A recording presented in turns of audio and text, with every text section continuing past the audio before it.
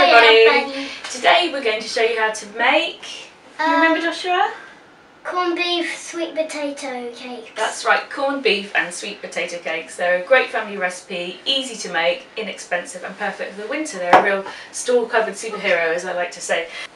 Okay, so the first thing you need is a tin of Prince's corned beef, so 340 gram tin. Now, Joshua, I'm going to put this on your face. Is that hot or cold? Cold. Cold, that's because it's been in the fridge overnight, so you want to chill it in the fridge overnight. It makes it much easier to cut up.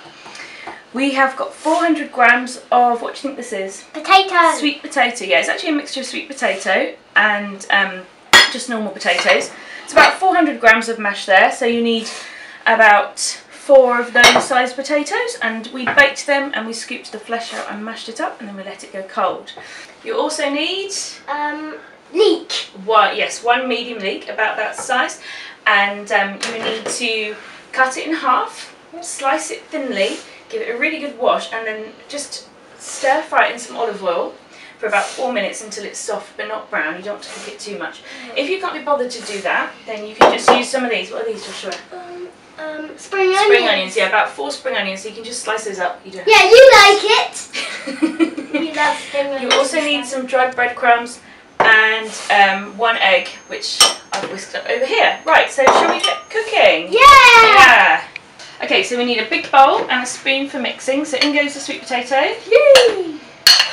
And is it time for mixing? Almost. Let's pop the leek in. Yeah, the leek.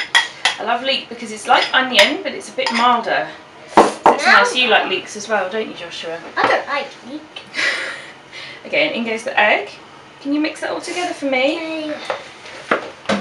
Because this has obviously got raw egg, we can't taste it as we go. You can't taste the egg, but because it has germs and you might get sick. That's right. So while Joshua's mixing, I'm going to chop up the corned beef. So I'll just show you how to do this now. Open the tin like so.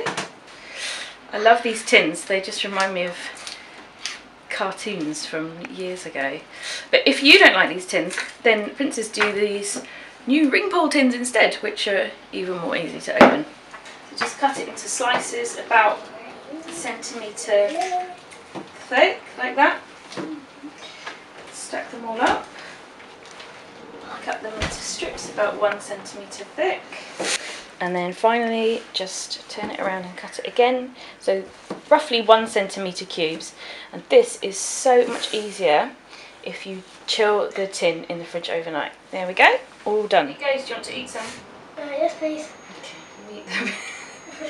So in it goes. Now when you finish eating, can you mix that up? Okay. I love corned beef. So just stir that in.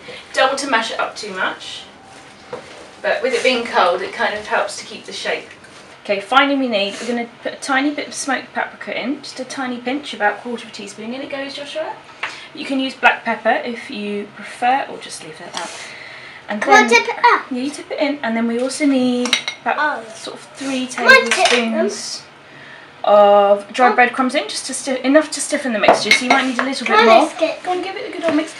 For example, if you use some leftover mashed potato for this, it might be a bit more soggy and you might need a little bit more breadcrumbs, so just enough to stiffen the mixture.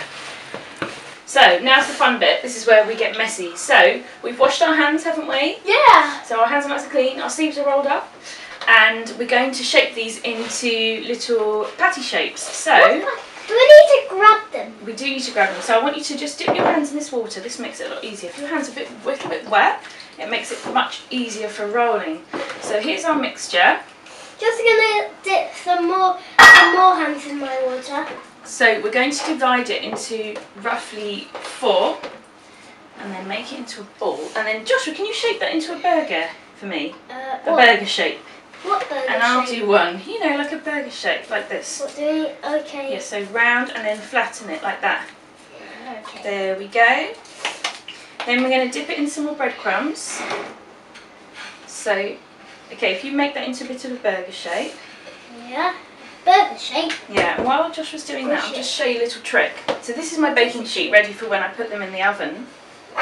Instead of greasing the tray, I just put breadcrumbs all over the tray. Yeah, breadcrumbs. And it just stops it from sticking and it keeps the nice Mummy, and crispy. do another burger, please, Mummy. Yep, you can. Thank you. So there's one. There's one. On it goes There's into the tray. There's two. Okay, should we do this one again? There's two. There's two. Okay. So there we go. Our sweet potato and corned beef cakes are ready to be put into the fridge for at least 30 minutes, so they're going to be nice and firm before they go in the oven for baking. So after 30 minutes, bake them in a preheated oven, gas mark 6, fan 180 or 200C. So these will need to bake for around 35 minutes until they're golden brown and piping hot. Here's a nice way to serve your sweet potato and corned beef cakes if you like. We've got some lovely crunchy steamed green vegetables here, some green beans. Can you stick some on the plate, Joshua? And I'm going to put those on the plate first.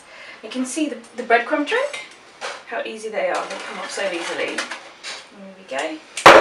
So I'm going to pop that on top. You can give a few more. Okay. Okay. And then finally, we just put a poached egg on top.